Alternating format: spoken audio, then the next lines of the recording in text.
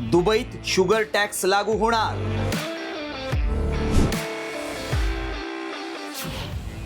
गोड खाण्यासाठी खिशाला कात्री।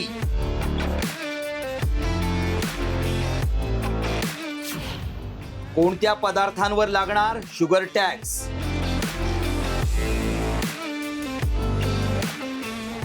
गोड खायला कुणाला आवडत नाही।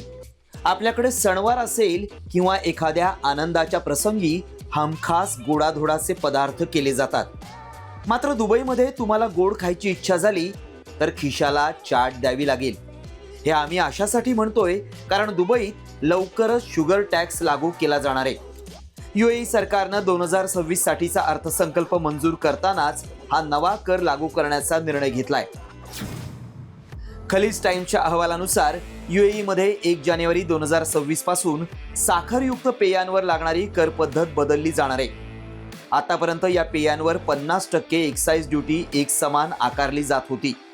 मात्र आता हा कर उत्पादनाच्या श्रेणीऐवजी त्यातील साखरेच्या प्रमाणावर आधारित असेल।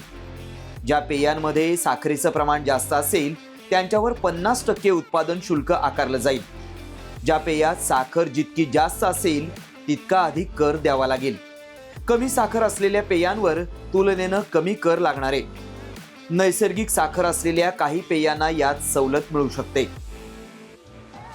दुबईमध्ये तुम्हाला बकलावा, कुनाफा, लुकेमत, खजूर चॉकलेट, नाफेय, विविध प्रकारचे मध असे अनेक अरबी आणि स्थानिक गोड पदार्थ मिळतील, जे पारंपरिक मिठाईच्या दुकानांपासून ते आधुनिक मॉल्समध्ये उपलब्ध आहेत। याशिवाय दुबई चॉकलेट्सही प्रसिद्ध आहेत।